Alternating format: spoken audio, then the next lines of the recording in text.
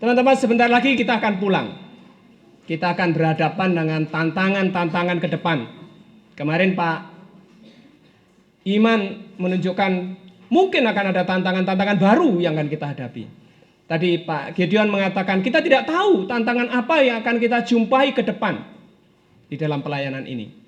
Baik dalam bentuk tantangan kebudayaan baru ataupun tantangan-tantangan internal organisasi ataupun tantangan di dalam diri Anda sendiri. Kita mungkin akan menghadapi tantangan-tantangan itu. Karena saudaraku, kesempatan ini kita akan bersama-sama belajar untuk berpikir apa yang menjadi hal-hal pokok yang kita sebagai staf perkantas atau sebagai institusi perkantas perlu terus kita pegang dan tidak kita lepaskan di tengah-tengah semua tantangan yang kita hadapi. Mungkin bahkan juga kesempatan-kesempatan. Tetapi kalau kita tidak tahu apa yang menjadi hal pokok, kita mungkin mengerjakan kesempatan-kesempatan yang bukan bagian kita untuk kita kerjakan. Saudaraku, banyak sekali kesempatan untuk berbuat baik. Banyak sekali kesempatan untuk melakukan pekerjaan Tuhan. Tapi tidak semua pekerjaan Tuhan harus kita kerjakan. Dan tidak semua kesempatan baik harus kita lakukan. Karena sebagai institusi, tugas kita terbatas. Tugas kita tertentu. Bagian kita adalah satu koridor tertentu. Di mana kita tidak boleh keluar dari koridor itu. Dan kalau kita kerjakan hal itu, maka tantangan apapun yang kita hadapi, kita tetap akan tekun melakukan itu. Seandainya kita gagal melakukannya, kita akan terus berjuang. Karena kita tahu bahwa itu hal-hal pokok yang harus kita kerjakan di dalam pelayanan. Nah, saya merenungkan dari mana kita bisa belajar itu. Saudaraku, saya merenungkan dari 2 Timotius. Kita akan belajar dari 2 Timotius secara singkat. Mengapa saya mengambil bagian ini? Saudaraku, pada waktu Rasul Paulus di dalam penjara menulis surat ini kepada Timotius. Timotius muda itu, masih relatif muda. Mungkin 30, mungkin 35 tahun usia Timotius. Timotius menghadapi setidaknya 4 macam tantangan. Tantangan pertama yang dihadapi Timotius adalah pembatasan pemberitaan Injil. Mengapa pembatasan? Karena pada saat itu pemberitaan Injil berhadapan dengan penangkapan-penangkapan yang dilakukan pemerintah Roma. Paulus sendiri ditangkap karena memberitakan Injil bukan sebagai tahanan politik, juga bukan tahanan agama, berbeda dengan pada waktu penahanan yang pertama, tetapi sebagai penjahat. Dia ditangkap sebagai penjahat. Dipenjara sebagai penjahat. Karena itu pemenjaraan dia sebagai penjahat sulit untuk diketemukan. Ketika orang Efesus mencoba mencari di mana Paulus dipenjara, dia membutuhkan usaha yang keras.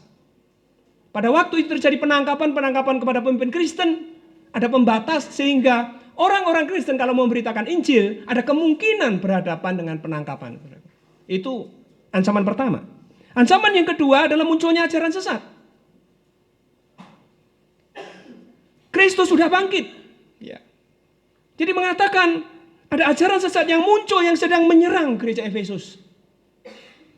Kita mungkin juga berhadapan dengan ajaran sesat saat ini dalam bentuknya pada abad ini. Itu adalah 2 tantangan yang sedang terjadi pada waktu itu. Kemudian akan berhadapan dengan 2 tantangan yang akan terjadi. Tantangan yang ketiga yang akan terjadi. Ya, dari 4 tadi yang 2 itu berarti tantangan yang kemudian Paulus memakai bentuk future. Di dalam pasal 3 Paulus mengatakan bahwa kamu akan berhadapan dengan kerusakan moral. Kerusakan moral yang sulit untuk ditanggulangi. Pasal 3 ayat 1 mengatakan hal itu sulit sekali kerusakan moral ditanggulangi sehingga kerusakan moral itu akan masuk di dalam gereja. Artinya kerusakan moral yang berkembang di seluruh dunia itu juga akan masuk di dalam gereja dan orang-orang percaya akan sulit sekali mengatasi datangnya kerusakan moral itu. Kita bisa melihat pemimpin-pemimpin gereja juga ikut terlibat di dalam kerusakan moral itu dan merusak jemaatnya.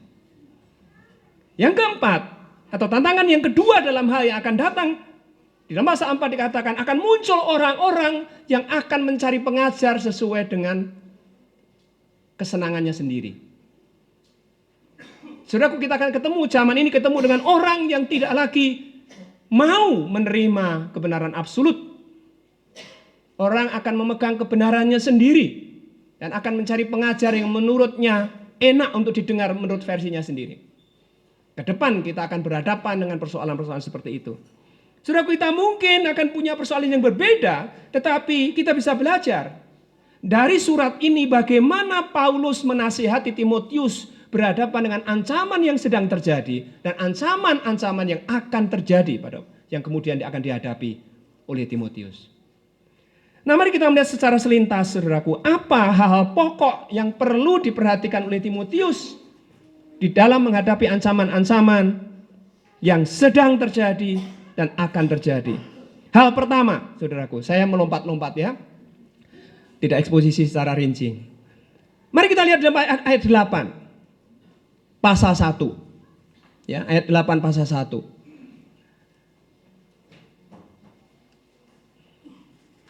Di situ dikatakan, jadi janganlah malu bersaksi tentang Tuhan kita, dan janganlah malu karena aku seorang hukuman karena dia, melainkan ikutlah menderita bagi Injilnya oleh kekuatan Allah. Saudaraku, Paulus memberi nasihat kepada Timotius. Hal pertama yang penting untuk diperhatikan dan diperjuangkan adalah pemberitaan Injil. Dan beranilah menderita untuk pemberitaan Injil itu. Jangan malu, sekalipun aku sudah ditahan sebagai seorang kriminal. Ya, di sini ditahan sebagai orang hukuman. Kalau Anda lihat dalam terjemahan lain dikatakan itu kriminal, penjahat. Pemberitaan Injil pada zaman itu dianggap sebagai penjahat. Mungkin saya dan Anda ketika memberitakan Injil juga bisa dianggap sebagai penjahat. Tetapi inilah hal pokok yang perlu ada. Dan hal inilah yang pokok yang ada di perkantas. Saudara, hal pokok pertama yang menjadi warisan saya dan Anda yang harus kita pertahankan sampai Tuhan menganggap perkantas tidak ada adalah Injil dan pemberitaan Injil. Itu hal utama yang diwariskan kepada kita. Itu hal utama yang saya dan Anda harus perjuangkan. Dan itu hal utama yang harus saya dan Anda wariskan kepada generasi berikutnya. Bukan sekedar Injil yang menolong keselamatan jiwa semata, tetapi Injil yang mentransformasi orang. Dan Injil yang mentransformasi itu adalah Injil yang mengubah seseorang yang kemudian bisa mentransformasi masyarakat. Karena itu, saudaraku, kita perkantas dipanggil untuk memberitakan Injil yang lengkap, yang menolong orang itu mengalami penyelesaian penuh, baik yang pertama secara rohani, yang kedua secara jiwa, tapi juga secara sosial. Ada perubahan yang nyata sebagai manusia secara utuh. Itulah Injil yang kita beritakan. Maka Injil yang kita beritakan akan menolong orang berdamai dengan Allah, berdamai dengan diri sendiri, berdamai dengan orang lain, dan memberikan kontribusi perdamaian di dalam masyarakat ini. Saudaraku, kita camkan ini. Itulah Injil yang harus saya dan Anda perjuangkan. Kita tidak boleh berhenti memberitakan Injil apapun yang terjadi. Dan itu yang utama yang kita perjuangkan. Nah, saudaraku, saya merasa ada yang perlu kita perhatikan di dalam hal ini. Kalau saya tadi menyampaikan tentang Injil yang transformatif, kita belajar gerakan transformasi saat ini begitu besar. Dan kita dipanggil juga ikut serta di situ. Tetapi hati-hati. Hati-hati. Bagi saya sendiri saya harus hati-hati. Di dalam pelayanan saya harus hati-hati. Saya merasa keyakinan saya perkantas tidak dipanggil langsung di dalam gerakan sosial di masyarakat untuk mentransformasi masyarakat. Artinya apa, saudaraku? Kita menghasilkan orang-orang yang akan mentransformasi masyarakat itu. Makanya tidak akan ada partai perkantas, kan? Ya, tidak akan ada partai perkantas. Mengapa? Karena kita mungkin bisa menghasilkan orang yang menghasilkan partai. Kita bisa menghasilkan orang yang mendirikan partai. Kita bisa menghasilkan orang yang menjadi pengurus partai tertentu. Tetapi kita tidak berada di sana. Kita mengubah orang yang akan mengubah dunia ini. Itu kewajiban dan tanggung jawab utama kita. Jangan tergoda, saudara. Ya, jangan tergoda. Itu hal pertama yang penting. Hal kedua, mari kita perhatikan ayat 13 dan 14 dari pasal 1. Peganglah segala sesuatu yang telah engkau dengar daripadaku sebagai contoh ajaran yang sehat, dan lakukanlah itu dalam iman dan kasih dalam Kristus Yesus. Peliharalah harta yang indah yang telah dipercayakannya kepada kita oleh Roh Kudus yang diam di dalam kita. Saudaraku, pasal ayat 8 tadi kalau Anda lihat terus diuraikan sampai pasal yang ke-12 tentang segala macam Injil itu, alasannya kenapa kita perlu memberitakan Injil dan seterusnya, dan teladan Paulus, saya sendiri untuk Injil itu sudah dipanggil sebagai guru, sebagai pemberita dan sebagai rasul. Kemudian Paulus masuk ke dalam poin baru yang harus diperhatikan oleh Timotius. Peganglah segala sesuatu yang telah engkau dengar daripadaku sebagai ajaran sehat. Saudaraku, ajaran sehat ini yang harus menjadi warisan yang saya dan Anda pegang, dan saya dan Anda wariskan kepada generasi berikutnya. Kita harus memelihara ajaran yang sehat.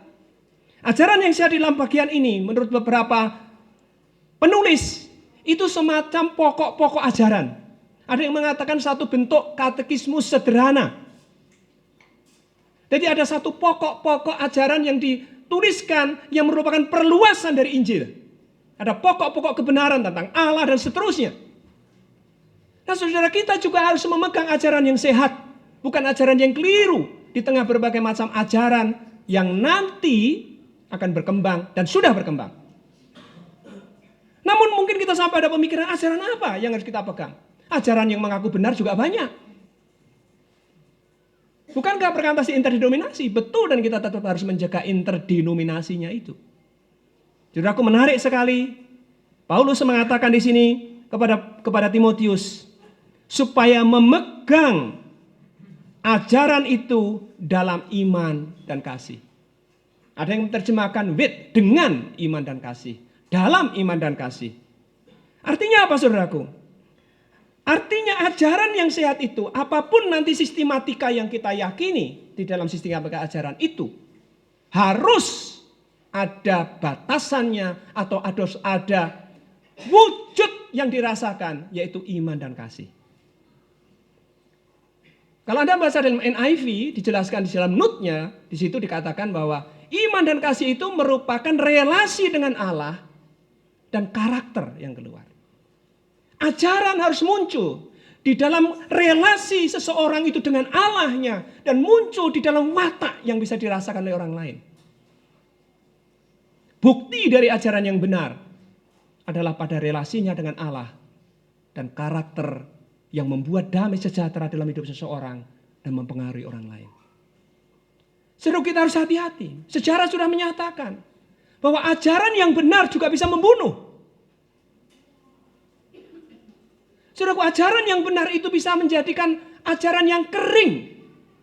Ajaran sebagai ajaran itu bisa menjadi ajaran yang kering. Artinya apa? Sekalipun kita punya ajaran yang benar, sistematikanya benar, tidak memberikan hidup kita adalah hidup seperti aliran air hidup yang menyegarkan diri kita dan menyegarkan orang lain. Ketika kita melihat orang yang punya ajaran yang benar itu seperti melihat padang pasir yang panas, yang bisa menelan siapapun. Ketika terjadi pergolakan ajaran dalam abad 3 dan abad 5, berapa orang mati oleh karena ajaran yang benar itu? Berapa orang yang harus tersingkir dari kehidupan karena ajaran yang benar itu? Saudaraku, ajaran yang benar itu bisa berbahaya juga. Karena itu ajaran yang benar itu kering, kemudian membunuh. Tidak cukup ajaran yang benar itu. Karena tujuan ajaran yang benar bukan hanya satu sistematika yang benar, yang kita hafalkan, yang kita yakini. Tapi tujuan dari ajaran itu adalah membuat hubungan kita intim dengan Allah, menikmati Allah itu, dan mengubah karakter kita. Tantangan kita di Perkantas adalah memegang ajaran yang benar, yang merubah kehidupan kita. Merubah kehidupan Anda, merubah kehidupan saya, merubah kehidupan mahasiswa. Apakah ajaran yang benar yang kita sampaikan itu merubah mahasiswa? Membuat mahasiswa itu tunduk takluk kepada Allah, menikmati relasi yang intim dengan Tuhan, yang membuat orang lain melihat Allah hadir di dalam hidupmu. Saudaraku, pertanyaan kita juga sebagai staf adalah, apakah ajaran itu membuat orang lain melihat Allah hadir di dalam hidup kita? Apakah saudara kita yang terdekat melihat, aku merasakan kehadiran Allah dalam hidupmu? Mahasiswa-mahasiswa akan datang dan berkata kepada Anda, Kak, satu hal yang tidak bisa saya lupakan dari kakak adalah saya merasakan Allah hadir di dalam diri kakak. Saudara, itu yang kita rindukan. Allah itu menyatakan dirinya melalui kita. Dan kalau itu bisa terjadi, kalau ajaran yang benar itu membawa kita pada penyembahan dan benar relasi yang intim dengan Allah kita. Dan kemudian watak kita yang benar, yang membuat orang lain terkesima. Karena itu ajaran yang mengubah itu adalah ajaran yang memeluk. Ajaran yang menerima. Ajaran yang membuat musuh pun takluk. Karena merasakan keindahan karakter yang keluar dari hidup kita. Nah, kemudian bagaimana ajaran yang benar bisa kita menemukan ajaran yang benar yang seperti itu, saudaraku? Di dalam pasal 3 ayat 10 ayat 14, Paulus mengatakan kepada Timotius, "Tetapi hendaklah engkau tetap berpegang pada kebenaran yang telah engkau terima dan engkau yakini." Tentang kebenaran. Kebenaran berkaitan dengan ajaran.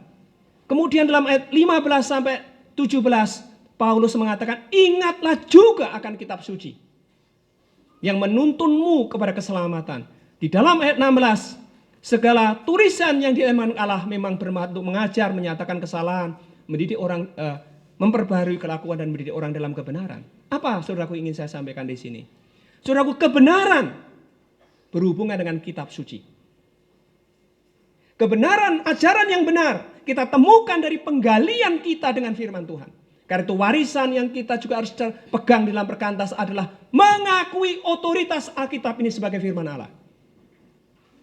Kita pegang dengan erat bahwa ini adalah firman Allah sepenuhnya yang akan kita pegang. Kita tunduk kepada Alkitab itu. Kita ajarkan kepada orang lain bahwa Alkitab adalah firman Allah. Bukan hanya berisi firman Allah. Bukan kesaksian tentang Allah. Tapi sepenuhnya firman Allah. Dan karenanya saya tunduk kepada firman Allah itu. Kita sebagai staf tunduk kepada firman Allah itu. Kita tunjukkan kepada adik-adik bagaimana kita tunduk. Dan bagaimana kita bisa tunduk? Maka kita sebagai staf harus memegang satu warisan lagi, yaitu menggali dan berhubungan dengan Alkitab. Itu yang harus ada di perkantas. Saudara, perkantas boleh punya camp yang eksposisi. Itu tetap warisan baik dalam camp-camp. Tetapi yang lebih dari itu, yang harus ada dalam hidup kita sehari-hari sebagai staf, adalah kita harus punya waktu-waktu penggalian Alkitab secara pribadi. Jangan pernah menjadi staf kalau Anda tidak menggali Alkitab. Karena kita tidak mungkin mengakui otoritas Alkitab tanpa menggalinya, tanpa mencintainya, tanpa punya waktu berhubungan dengan Alkitab ini. Karena itu juga saudaraku, tidak mungkin staf tidak waktu teduh. Tidak mungkin staf tidak waktu dan tidak membaca Alkitab dengan sungguh-sungguh. Tidak mungkin. Kita sebagai staf harus punya waktu teduh. Saudaraku, kalau saya sampaikan di sini, oleh karena saya mengerti bahkan untuk waktu teduh pun seorang staf ada yang seringkali gagal. Apalagi PA pribadi. Banyak kali kita mungkin tidak punya waktu lagi untuk PA pribadi. Tidak punya, Anda sedang PA apa sekarang ini? Kalau kita tanya PA apa sekarang sebagai staf, mungkin kita juga bingung. Aku sedang PA apa ya?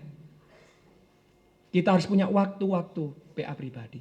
Saudaraku, almarhum Eli Lau, itu associate staff untuk Asia Timur.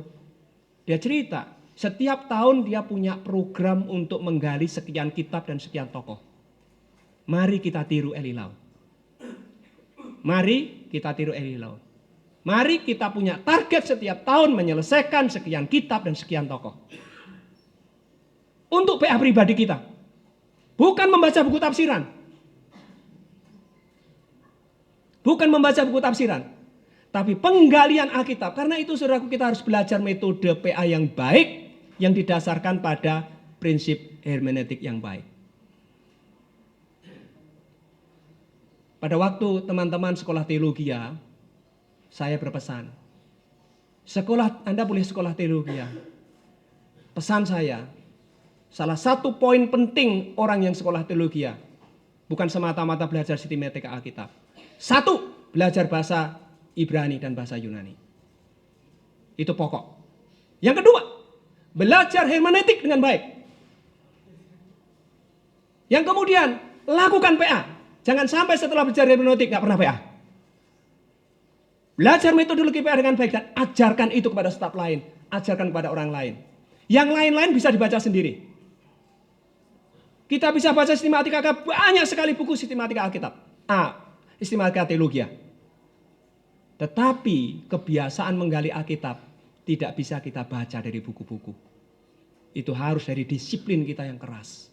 Warisan kita dalam perkantas adalah menerima Alkitab sebagai firman Allah, berhubungan dengan Alkitab, menggali, mengerti, sehingga kita menemukan sistematika pengajaran yang biblikal. Itulah tantangan kita dan itulah yang kita ajarkan, saudara. Yang kita wariskan. Kita ajari mahasiswa menggali Alkitab. Kita ajari mahasiswa cinta Alkitab betul.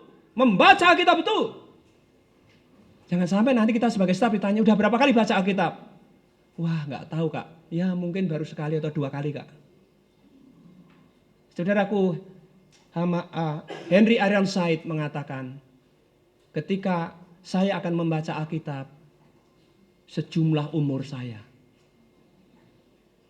Dari ketika di umur sekian, dia kejar sampai sekian. Dan akhirnya dia membaca Alkitab lebih banyak dari umurnya. Sudah berapa kali kita baca Alkitab? Sudah berapa kali kita menggali lebih dalam lagi. Menemukan kebenaran-kebenaran itu. Dan kemudian menerapkan dalam hidup kita. Itu warisan kedua yang penting sekali dan saya berharap jangan hilang. Cari buku-buku hermeneutik. Saya tidak belajar teologi, saya minta maaf. Saudara. Tapi saya membaca buku-buku hermeneutik. Saya membaca buku-buku metodologi PA. Karena itu hal yang pokok bagi seorang hamba Tuhan. Dan saya menyediakan waktu untuk PA pribadi. Karena itulah nasib saya sebagai staf bergantung. Kalau saya sudah tidak PA pribadi, saya sudah tidak waktu teduh, apalagi yang bisa saya andalkan sebagai staf, saudaraku. Wujud saya bergantung kepada Allah. Wujud saya merasa bahwa saya butuh Tuhan adalah kalau saya menyediakan waktu merendahkan diri dan belajar Alkitab. Itu yang kita bisa lakukan. Karena itu saudaraku, jangan sampai setelah Anda sekolah teologi tinggi-tinggi, Anda gak punya waktu PA pribadi. Apalagi sudah merasa ngerti isi Alkitab. Atau hanya membaca buku-buku tafsiran. Kita tidak mewariskan hal yang baik kalau itu kita lakukan. Saudaraku, penggalian Alkitab itu akan mengubah hidup kita, karakter kita. Mengubah pribadi kita sedemikian rupa dan membuat kita layak menjadi hamba Tuhan. Karena hamba Tuhan sebagai staf terutama itu harus ditunjukkan dengan hidup yang layak. Saudara, kalau Anda membaca pasal 2 di dalam surat 2 Timotius, ketika Paulus menyelesaikan masalah ajaran sesat. Ajaran sesat tidak hanya dihadapi dengan ajaran. Tidak hanya dihadapi dengan ajaran. Kalau Anda silakan Anda pasal 2 dengan tuntas. Ajaran sesat diselesaikan oleh hamba Tuhan yang pertama-tama dengan karakter hamba Tuhan itu. Dengan watak hamba Tuhan itu. Maka Paulus memberi nasihat yang sangat kuat supaya hidupmu layak di hadapan Tuhan. Dan hidup yang layak itu kalau Anda temukan yang pertama adalah masalah kekudusan. Jauhi nafsu orang muda. Kesucian kita sebagai staf, saudaraku. Tentu itu bukan hal yang mudah. Saya juga jatuh bangun dalam hal kesucian, saudaraku. Saya juga jatuh bangun dalam hal kekudusan. Saya tidak orang muda lagi usia. Saya sudah lebih dari 50. Tapi bukan berarti saya mudah menghadapi godaan-godaan seksual misalnya. Apalagi orang-orang muda. Itu tantangan kita. Tapi mari kita bersama berjuang. Kalau Anda lihat di situ juga, mari bersama berjuang. Yang kemudian, yang berarti selain kekudusan seorang staf untuk mengatasi tantangan ajaran sesat adalah Anda lihat di situ kelemah lembutan. Karena itu hal yang penting yang harus Anda tangani dan saya tangani adalah kemarahan. Saudaraku, nanti kalau Anda semakin senior, Anda semakin gede itu dah Anda tahu. Salah satu persoalan seorang hamba Tuhan adalah kemarahan. Berapa kali saya melukai staf muda? Berapa kali saya melukai anak-anak rohani saya? Berapa kali saya membuat mereka menangis, saudaraku. Oleh karena sikap saya yang salah dan kemarahan saya. Ya. Itu menjadi pergumulan. Karena itu saudara, kita harus mewariskan penggalian Alkitab yang mengubah hidup kita, yang mengubah karakter kita, saudaraku. Dan saya menyoroti dua hal penting di dalam karakter. Yaitu satu, kekudusan. Yang kedua, kelemah lembutan. Di mana di situ mengatasi kemarahan. Mari kita perhatikan kemarahan kita. Kadang-kadang seorang staf itu seperti saya, kalau marah itu dasarnya sangat rohani. Ya, sehingga adik-adik itu merasa aku berdosa sekali ya. Sampai Mas Gun marahnya kayak gitu ya. Padahal saya marahnya karena emosi dan karena dosa. Tapi anak-anak yang muda kan merasa dirinya itu begitu. Waduh, kalau saya nanti ngomong, kalau saya begini sedang berhadapan dengan otoritas. Wah, Allah ada di balik sebaliknya dia gitu ya. Takut banget. Padahal saya marahnya itu karena dosa. Watchmeni mengatakan 90% kemarahan itu dosa. Itu hati-hati ya. Itu warisan kedua. Warisan ketiga. Warisan yang ketiga, saudaraku, bagaimana kita menolong hamba Tuhan itu. Kebenaran firman Tuhan itu bisa dihidupi. Bagaimana orang mahasiswa nanti bisa mencintai Alkitab, menggali Alkitab, dan bertumbuh dalam karakter yang mentransformasi masyarakat. Juga mahasiswa itu bisa tangguh menghadapi zaman. Mari kita baca pasal 3 ayat 10. Pasal 3 ayat 10. Di situ dikatakan, tetapi engkau telah mengikuti ajaranku, cara hidupku, pendirianku, imanku, kesabaranku, kasihku, dan ketekunanku. Perhatikan kata tetapi, saudara. Tetapi, apa pentingnya kata tetapi ini? Pasal 3 ayat 1 dikatakan, Timotius, akan muncul hari yang sangat sulit. Masa yang sukar. Dalam terjemahan lain ditambahi, masa yang sukar, yang sulit untuk kamu tanggulangi. Dan kemudian bawahnya dirumuskan. Akan ini, cinta uang dan seterusnya diakhiri dengan kerusakan yang terjadi pada pemimpin rohani, di mana masuk ke rumah-rumah janda, menjerat janda-janda yang dirinya lemah, yang dikuasai oleh nafsu, yang sekalipun suka belajar Alkitab. Kita akan ketemu dengan janda-janda suka seminar-seminar, tapi dikuasai nafsu, lalu mudah dijumpai hamba Tuhan ini, kemudian mereka tidur bersama. Itu terjadi pada zaman dulu. Saya percaya juga terjadi pada zaman sekarang kan. Dan mungkin juga ke depan. Ya. Itu sulit sekali zaman itu, sangat sulit. Nah, ayat 10 dimulai kata tetapi engkau. Artinya, sekalipun ada zaman yang sulit seperti itu, Timotius, engkau bisa menghadapinya. Mengapa? Karena engkau sudah mengikuti ajaranku, cara hidupku, pendirianku, imanku, kesabaranku, kasihku, dan ketekunanku. Paulus berbicara, engkau mengikuti ajaran yang aku miliki, engkau mengikuti karakter yang aku miliki. Kalau ayat 11-nya dikatakan, engkau mengikuti pelayananku yang penuh penderitaan, engkau ikut. Karena itu warisan yang ketiga yang sangat penting, yang kita bisa teladani dari Paulus, di dalam yang kita kembangkan dalam pelayanan kita dan kita wariskan kepada generasi berikutnya adalah untuk membangun orang-orang muda yang tangguh menghadapi zaman harus dilakukan dengan proses pemuritan. Mengapa? Karena Paulus mengatakan, engkau telah mengikuti ajaranku, cara hidupku, engkau mengikuti betul. Bagaimana bisa mengikuti? Paulus dan Timotius berhubungan selama 15 tahun. Ketika surat ini ditulis, sejak Paulus berhubungan dengan Timotius di kisah 16, itu bisa memakan waktu minimal 15 tahun. Saudaraku, kita harus memuridkan dengan sungguh-sungguh. Harus ada relasi. Harus ada satu relasi. Kita harus menolong sungguh-sungguh. Itu warisan kita miliki. Dan kita diwariskan dari leluhur perkantas, saudaraku ya. Pemuritan di dalam kelompok kecil. Itu harus menjadi warisan yang kita pegang. Dan kita bagikan ke generasi berikutnya. Warisan dalam kelompok kecil bukan sekedar kelompok kecilnya. Tapi dalam kelompok kecil itu kita mentransferkan kehidupan.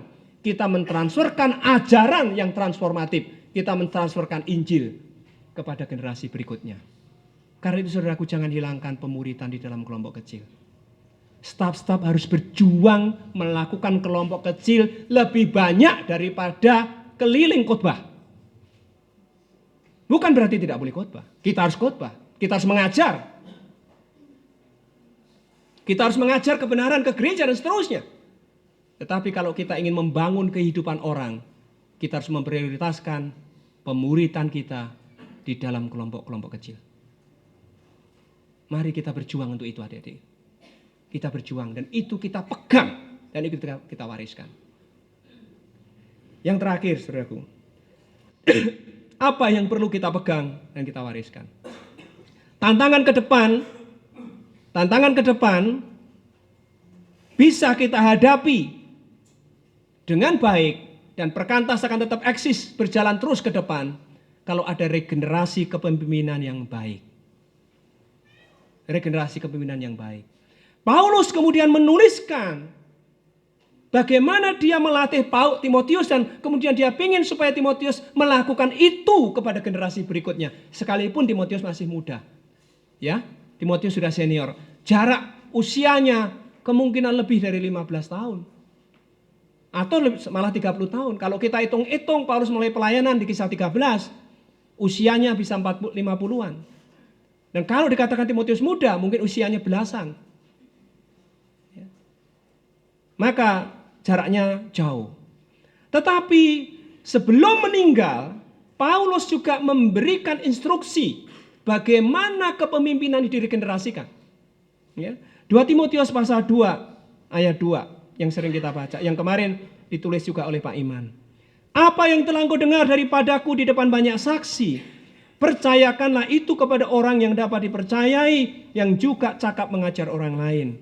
Saudaraku, kita harus mempercayakan pelayanan ini kepada orang yang dapat dipercaya dan cakap mengajar. Supaya kita bisa menemukan itu, kita harus memuridkan pemimpin dan melatih pemimpin. Jangan mendapatkan pemimpin secara instan. Jangan mendapatkan pemimpin semata-mata karena gelar teologianya. Muridkan, latih, pastikan kehidupannya dapat dipercaya. Jangan sampai nanti Anda kecewa. Setelah sekian lama Anda punya masalah dengan orang yang Anda tolong sendiri. Anda punya masalah dengan orang yang Anda rekrut sebagai staf. Karena kemudian tidak dapat dipercaya. Atau ternyata tidak cakap mengajar. Mari kita pastikan bahwa orang yang akan meneruskan tongkat estafet ini adalah orang yang dapat dipercaya dan cakap mengajar. Jangan terburu-buru mengangkat staf karena kebutuhan pelayanan. Di sana butuh pelayanan, di sana butuh pelayanan. Ada orang yang menyediakan diri full time, langsung kita angkat jadi staf. Apakah Anda sudah melatihnya? Saya tanya, apakah orang yang Anda angkat sebagai staf itu Anda tahu dia memberi perpuluhan atau tidak? Apakah yang Anda angkat sebagai staf itu Anda tahu bagaimana pacarannya kudus atau tidak? Apakah yang Anda angkat sebagai staf itu Anda sudah tahu masa lalunya? Saudara, kadang-kadang kita tidak tahu itu. Lalu bagaimana mungkin dia bisa menjadi orang yang dapat dipercaya untuk meneruskan pekerjaan besar ini? Ini penting sekali, saudaraku ya. Makanya saya ditanya, berapa tahun saya menghasilkan kalau saya melatih staf? Saya butuh waktu 6 sampai 7 tahun untuk menghasilkan staf. Saya tidak bisa jangka pendek untuk menghasilkan staf. Karena saya harus tahu hidupnya. Saya harus mengerti kedalamannya. Saya harus tahu sedetail, tentu tidak semua bisa tahu. Tapi hal-hal pokok saya perlu mengerti. Saudara, itu harus dihasilkan dari proses pemuritan yang betul-betul indah dan baik. Yang ketiga tadi adalah warisan kita. Mari kita sungguh-sungguh wariskan pemuritan itu. Dan itu juga penting di dalam rangka regenerasi kepemimpinan. Mari kita latih. Saudaraku, butuh waktu untuk menghasilkan pemimpin. Butuh waktu untuk menghasilkan staf. Tidak semua orang yang menyediakan diri sebagai full time itu berarti bisa menjadi staf perkantas. Apalagi dengan pelayanan yang khusus di antara mahasiswa dan mahasiswa. Bukan lagi ada orang sering kali mengatakan gajinya kan kecil. Kalau begitu, kalau gajinya kecil bagaimana? Membutuhkan iman yang besar. Supaya sekalipun gajinya kecil, uangnya besar. Anggap saudaraku. Iya toh? Anda kan butuh nyekolahkan anak. Anda kan butuh begitu. Bagaimana saya menyekolahkan anak saya? Saya tidak bisa menyekolahkan anak saya minta maaf dengan hitung-hitungan gaji perkantas kan? Saya tidak mungkin menyekolahkan anak saya di UPH dengan hitung-hitungan gaji perkantas. Bagaimana? Dengan berlutut saya menyekolahkan anak saya. Dengan berlutut saya menyekolahkan anak saya. Kadang-kadang spot jantung menunggu tanggal 30 harus transfer uang bulanan itu saudaraku. Berdoa, berseru. Dan Tuhan entah burung gagak, entah burung raja wali, entah apa aja selalu tiap bulan datang. Ya, saya berkata kepada anak saya, setiap bulan ketika aku mengirim, papi mengirim, ini semua adalah berkat dari Tuhan dan kamu harus menyadarinya. Setiap 3 bulan membayar SPP itu juga demikian. Saudaraku, bagaimana kita bisa menghasilkan pemimpin? Kita harus memuridkan, kita harus melatih, kita harus sungguh-sungguh tahu kehidupannya. Jangan sampai tiba-tiba, loh ini jadi baru diangkat jadi staf. Loh kok tiba-tiba mau menikah?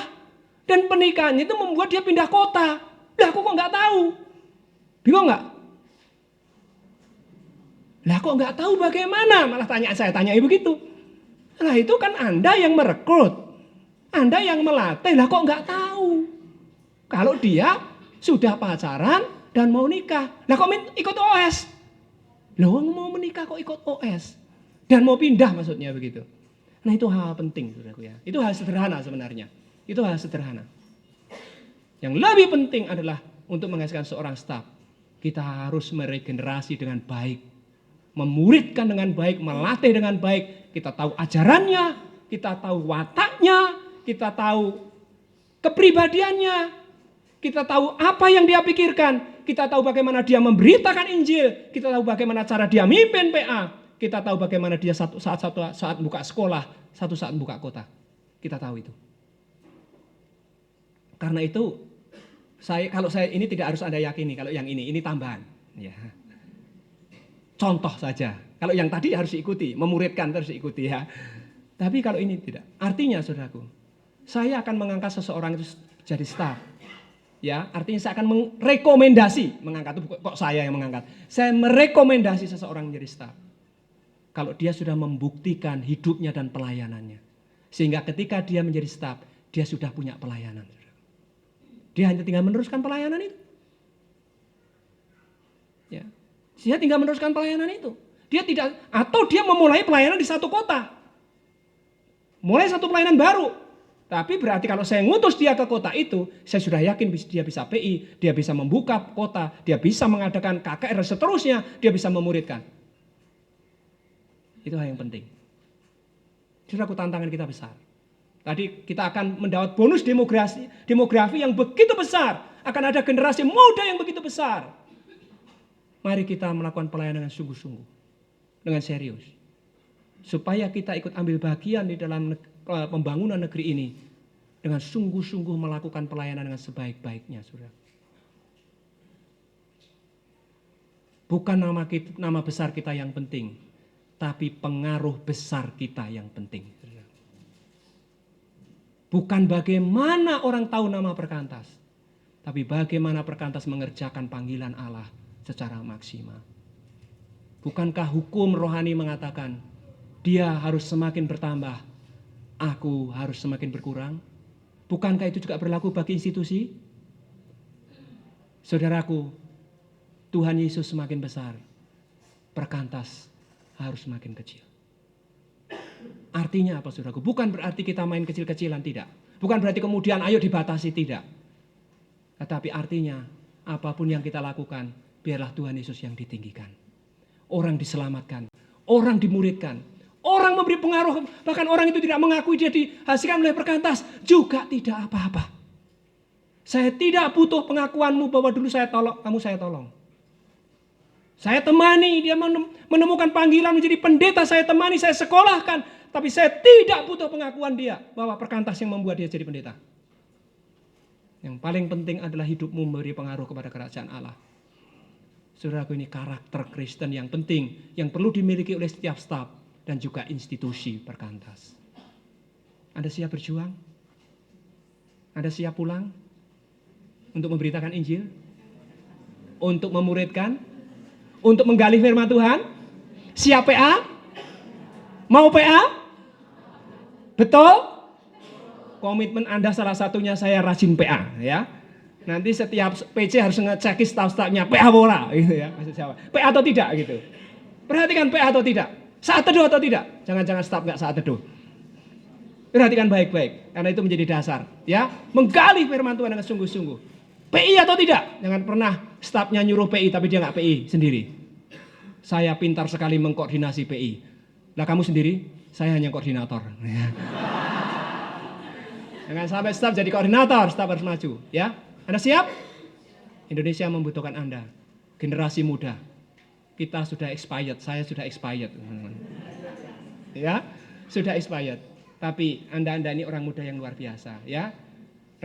Saya lupa nama ya, dari BINUS ya. Ya. Anda adalah orang-orang muda yang hebat, ya. Ini banyak orang muda yang hebat, ya. Anda lihat Riko ini permainannya luar biasa ya. Wah, luar biasa. Orang muda yang hebat ya. Betul kan? Rio berkhotbah tentu juga akan menggetarkan banyak siswa, ya kan? Nah, jadi ada yang menggantikan Alek kan, begitu ya. Sudah ada penggantinya. Memang harus ada regenerasi yang baik begitu, harus ada. Orang tua memang sudah waktunya mundur semua, ya. Siap untuk Indonesia? Mana saya lebih keras dari Anda. Siap untuk Indonesia? Mari kita berdiri. Tuhan, Engkau melihat tangan yang bergandeng, yang saling bersatu untuk menyatakan komitmen bahwa kami bertanggung jawab untuk memberitakan Injil dan memuridkan di antara siswa dan mahasiswa. Dan juga memperlengkapi alumni supaya memberi pengaruh bagi negeri ini. Tuhan, hamba-Mu berdoa supaya setiap staf di tempat ini dipenuhi oleh Roh Kudus-Mu, sehingga oleh kekuatan Roh Kudus itu sungguh-sungguh punya kebiasaan mencintai Alkitab, menggali Alkitab, tunduk kepada kebenaran Alkitab, merubah diri dalam karakter Kristus, tekun memberitakan Injil, tekun memuridkan, dan mewariskan kepada generasi berikutnya. Kami juga berdoa Tuhan, supaya Engkau memberi pengurapan khusus, supaya staf-staf ini pulang sebagai hamba Tuhan yang sanggup menjumpai siswa dan mahasiswa di dalam zaman yang berubah. Berikan otoritas ilahi, berikan kekuatan dari tempat yang maha tinggi kepada setiap kami Tuhan, satu demi satu, tidak terkecuali. Mampukan Tuhan, mampukan kami melayani untuk Indonesia ini. Berkati setiap kami Tuhan, dari ujung Sumatera sampai ujung Papua. Tuhan berkati, tidak ada yang terlewatkan. Pakai kami bersama Tuhan untuk memulihkan dan mentransformasi negeri ini. Berkati setiap staf alumni untuk mendampingi dan memperlengkapi alumni bagi pekerjaan Tuhan yang lebih besar di gereja, di pemerintahan, di berbagai tempat bagi negeri ini. Terima kasih Tuhan. Jangan lepaskan tangan-Mu dari perkantas. Ulurkan tangan-Mu bagi perkantas, supaya kami bisa melakukan pekerjaan sesuai dengan kehendak-Mu. Dan biarlah melalui kami Tuhan, nama-Mu ditinggikan, nama Tuhan diagungkan dan dibesarkan. Sebentar lagi kami meninggalkan tempat ini. Berkati dari tempat ini sampai ke rumah kami masing-masing. Kobarkan hati kami untuk melayani dan mengasihi-Mu dan mengasihi siswa, mahasiswa, dan alumni. Tangan Tuhan yang menyertai setiap kami. Kami bawa perkantas ini Tuhan hari ini, sampai Tuhan datang kembali yang kedua. Amin.